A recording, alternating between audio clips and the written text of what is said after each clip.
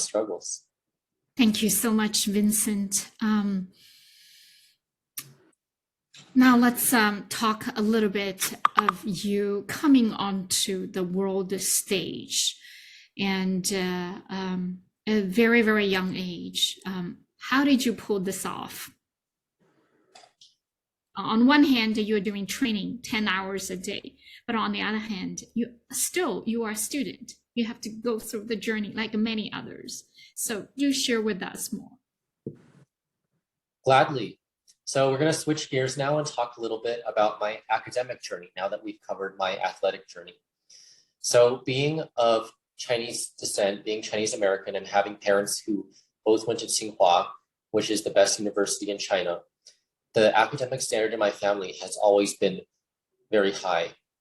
My mom always said to me that if you don't have good grades in school, you're not allowed to skate, because skating only takes you so far. It's not like a sport like basketball or football, where if you do well, you're successful, you earn multi-millions, and you're successful for life. You don't have to be educated. But skating doesn't pay well. Skating isn't government funded. Our federation is nonprofit, funding is very limited, and successful skaters often are very obscure for the rest of their life. So I had to make my own road to success through academics.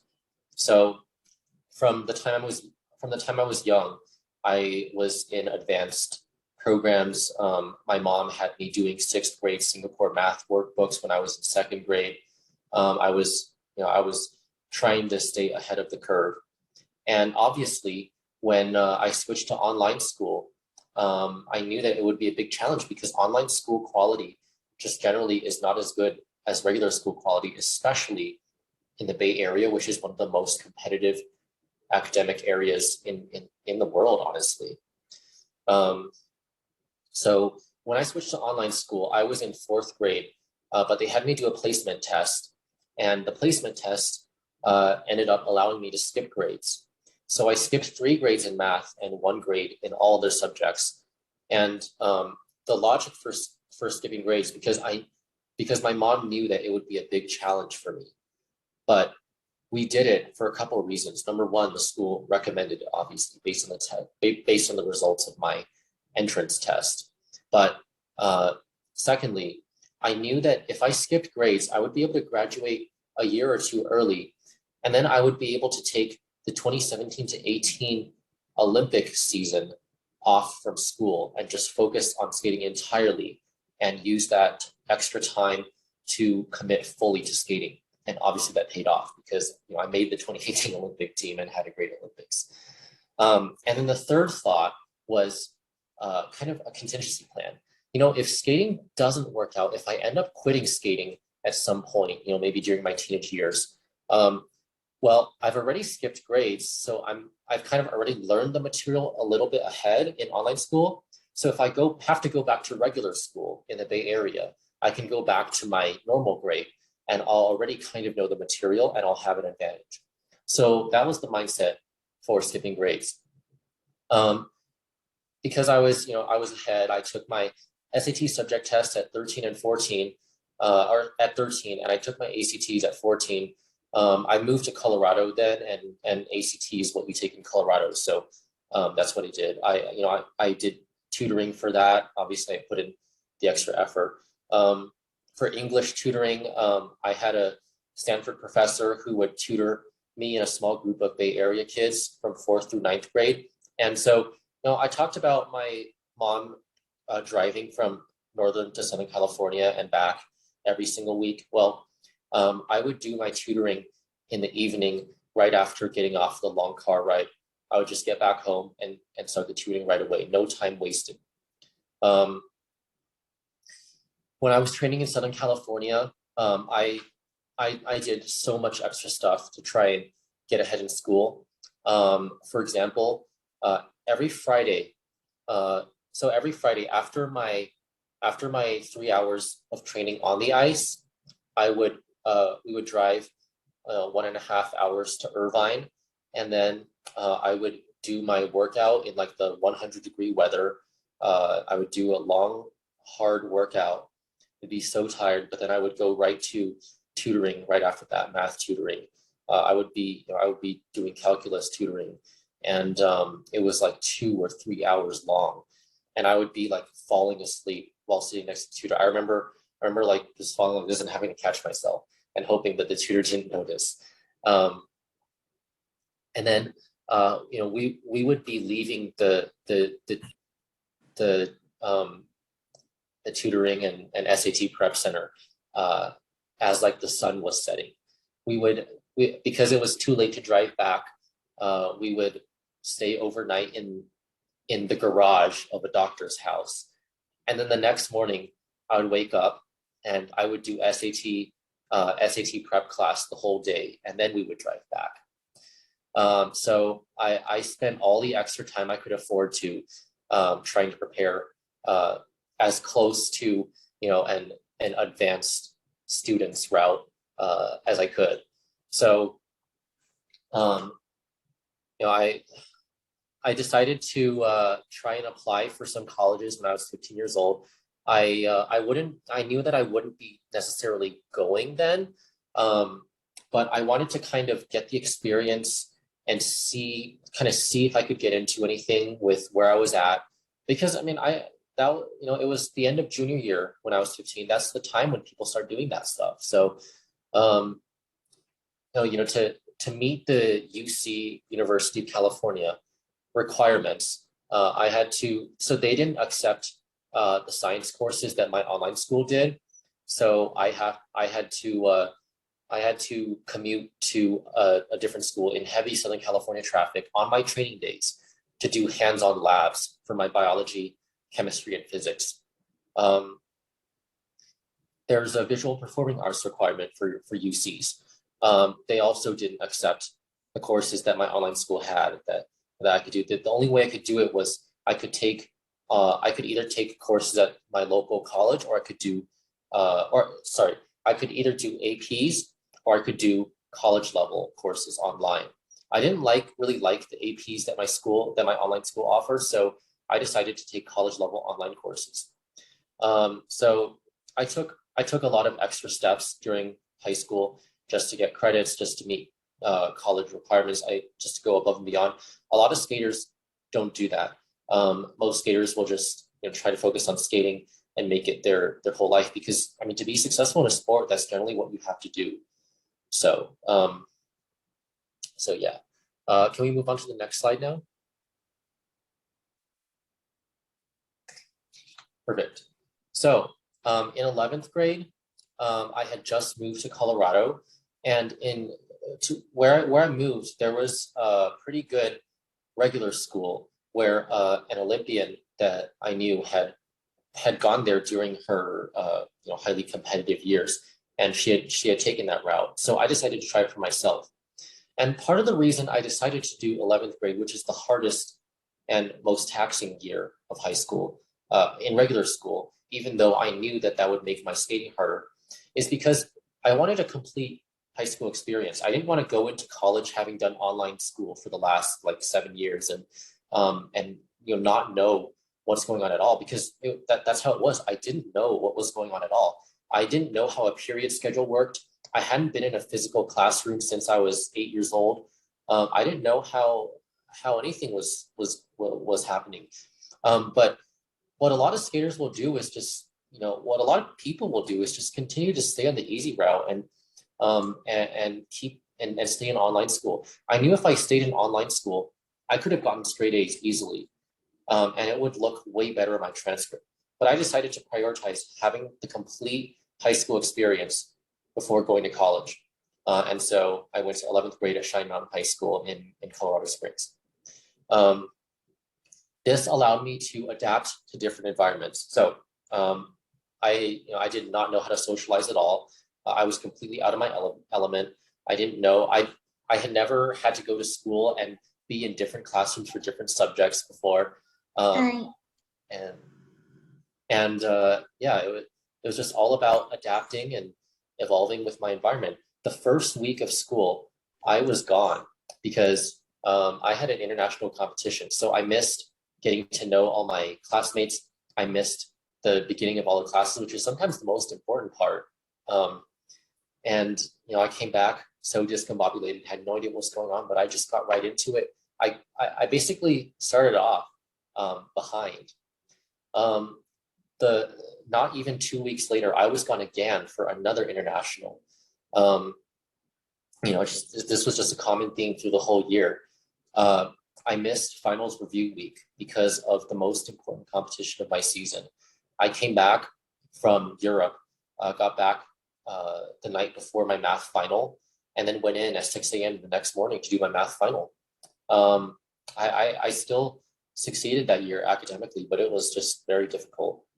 But it taught me a lot of valuable lessons in terms of how to approach the difficult skating and school situation in college. So the last point is that before the school year even started in 11th grade, I went in, I found the teachers, I met with them, and I was like, look, here's my situation. We're gonna have to, we're gonna have to make some special arrangements, and I can come in for extra tutoring. Can you give me the work ahead? Can you give me extra material to study on my own? I met with all the teachers before the school year started, which is typically something you do in college, but not necessarily in high school. And I developed great relationships with my teachers. Some of them I still stay in regular contact with to this day. And cultivating relationships with my high school teachers kind of taught me a little bit about how to approach that same thing for college. Because when I went into Brown in 2019, I had to do the same thing, but luckily I had prior experience already. Thanks so much, Vincent. 11th grade obviously was quite challenging for you, but very immediately you were faced a big decision, right? Columbia University accepted you, and seemingly that has a prestige, and then Brown. Tell us how you made that decision when you were at a crossroad. Sure. A couple things drew me to Brown. I think one of the biggest things was the open curriculum. So having done online school for so long, and that allowing me to achieve what I did in skating, that really taught me the importance of having a flexible education setup. And I really liked what Brown's open curriculum had to offer. They have a math requirement and a writing requirement, and the rest of it is up to you to fulfill your selected concentration, which is what they call the major. So the open curriculum was one of the primary reasons I chose Brown University. The second thing was I did a lot of campus visits before making my decision, and I really liked Brown's setting. It's in a really nice, a beautiful suburban environment. There's lots of open space. I like to have room to think. I feel when there's lots of people rushing around me trying to get to their thing, and more concerned with their 9-to-5 job or getting their class than having just a little more room to breathe, and talk to people. I felt that much more at Brown. Another thing is Brown has generally smaller class sizes, which allows you to communicate more closely with the professor, work more closely with the professor, and has a little more personalized learning experience. And the student, same thing, the student-professor ratio is lower. And then obviously, I was still skating, competing at that time. So I had to consider the skating opportunities that were available to me. In New York, there's just where Columbia was, it would just be extremely difficult for me to skate and train at the same time. But at Brown, I had much more opportunities. I won't bore you to death with the specifics, but that was another reason I chose Brown. And then finally, this applies not just to college decisions, but also to your career choices, and what you do specifically within your job or your education or your sport or your instrument, whatever it is. Choosing what works better with yourself is more important than going somewhere or choosing something just because it's more famous or more well-known or ranked higher. And for me, Brown just fit me better.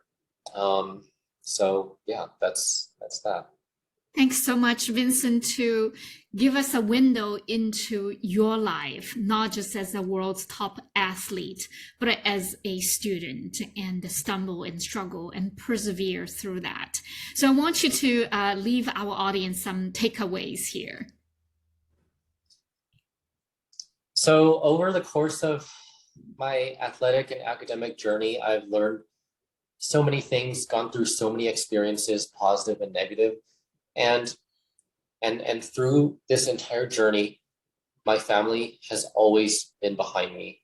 I've said a few words about how dedicated my mom is and how strong she is, but also my dad for living in this split family situation and continuing to support me, not only me, but also my sister from behind the scenes this whole time, and always making an effort to reach out and and be more present in my life, because when he can't be here physically and when my schedule is difficult, it's hard to communicate.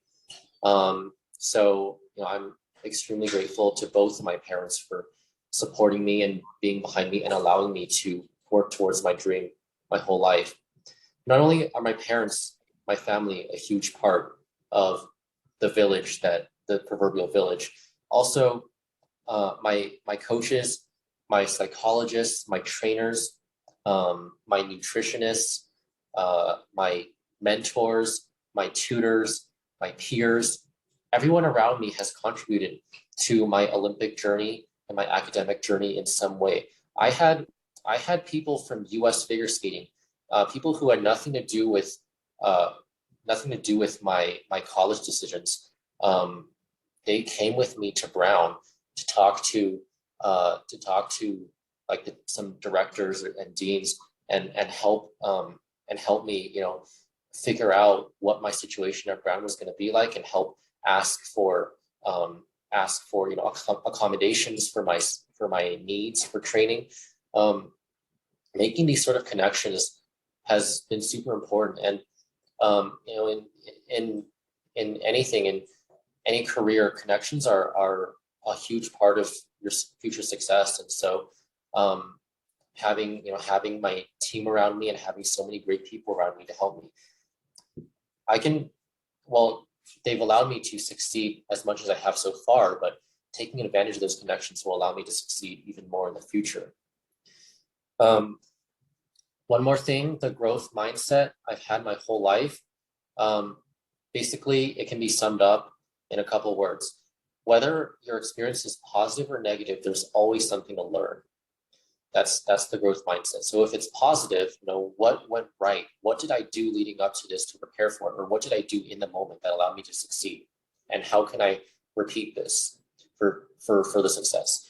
If something went wrong, what did I do wrong that made the experience negative? How can I fix it? How can I do better next time? There's always something to learn and grow from. A couple of mental techniques. This is a question I get a lot in interviews or from fans. Like they ask, like, when before a competition, do you ever get nervous? And if you are, how do you deal with it? Absolutely, yes, I get nervous. I actually found myself, I get more nervous as my career goes on. The more experience I get, the more nervous I get. That's because the higher level you get to, the more important the mental game is. Because at the top level, everyone is fit enough, everyone is strong enough, everyone is trained enough, everyone is talented, skilled, whatever enough to win a medal on that given day. So on said day, it comes down to who is the strongest mentally, who can perform under pressure in the moment. And a couple techniques I use, when I'm out on the ice before my program starts, before my music starts, I like to visualize myself in my home rink, because I've put in the work every single day going into my training rink to do my repetitions over and over and over again. I've done it successfully hundreds of times at home. So visualizing myself at home helps me kind of get into that sort of more confident and relaxed training posture. Another technique is reframing situations. If you're super nervous about having to perform optimally, and you guys can take this information and apply it to different things like performing in tests or performing in job interviews or whatever. So I like to think like, okay, it's not necessarily that I have to do everything correctly this time, but a better way to frame the situation is, this is a great opportunity. I prepared for this opportunity. I worked for this opportunity, and now I'm ready to take it on. And that gets you in a more relaxed and offensive approach. So the best performance happens when you're relaxed and offensive. When you're super nervous, you're super uptight, you're worried about something, you get all tightened up and defensive. Skating, not even skating, just like in general, being defensive will net you worse results than being offensive. And then, obviously you could tell from a lot of the stories and anecdotes I told, but commitment, sacrifice, and grit have been huge parts of my life. Committing to this skating journey when I was just 8 years old and I hadn't achieved anything yet, making a huge move away from home when nobody had done that before. So there's another thing. When I moved from Northern to Southern California with my mom, nobody really did that yet.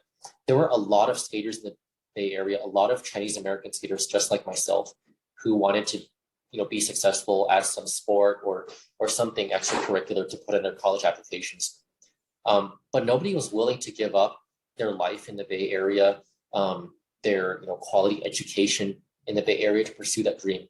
So my mom and I took a leap of faith into the unknown, and we did that without being able to consult anyone. Be like, hey, you did this. How did it go for you? There was nobody else who did that at that point. So after I did it and was successful, a lot of people started doing it. So I consider my mom and I sort of trendsetters in that regard. But being willing to make that sort of sacrifice and commitment is what allows you to, what sets you up for a similarly unusual level of success. If you're willing to take the risk, then you have a better chance of getting the unusual rewards. If you're not willing to take the risk, then you just settle for the common, $5 to $10 price pool.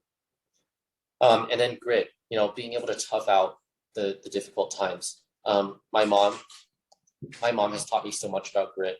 She's never said the word grit to me, but I see it in every single one of her decisions, every single sacrifice she's made, every single difficult night she's gone through for me, every single difficult decision she's made for me, all the difficult times we've gone through together.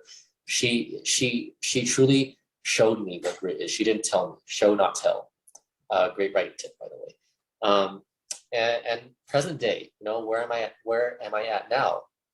So after having been to 2 Olympics and winning 2 world medals and having achieved most of what I always dreamed of as a young boy in skating, I'm ready for the next chapter of my life.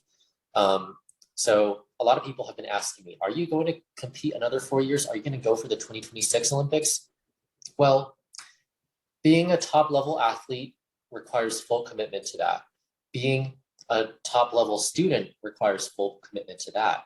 It's very hard to live with a foot in each world. And so I didn't want to put off school for another 4 years and graduate college at 30. Because, as my mom always said to me, academics is always going to be number one.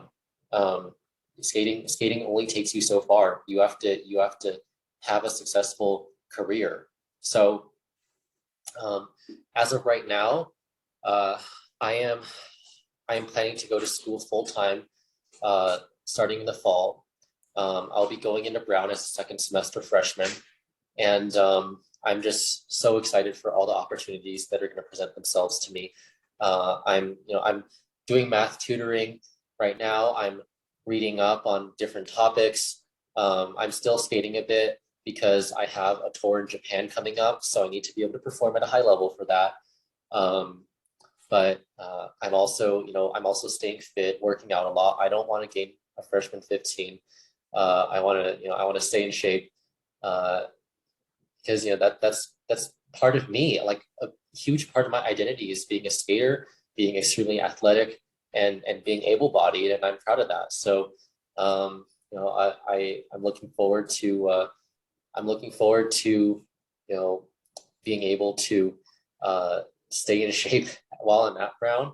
And that, I think that's a great way for me to live a disciplined life, is to not just spend my spare time when I'm not studying, hanging out with friends, lounging around, doing random stuff. But being fit when you're not an athlete takes commitment and discipline too. And so I think that's going to be a great way for me uh, to live a more regimented life. So I'm going to major in economics in the business track. I'm just so excited for the next chapter of my life. It's been an absolute journey, as you can tell. I've talked about happy experiences. I cried talking about my bad experiences, and I talked about the sacrifices I made academically to be able to go to Brown and to be able to get to this point. So yeah, I mean, one of my favorite quotes is, "Tomorrow is the first day of the rest of my life," and that's how I intend to live life.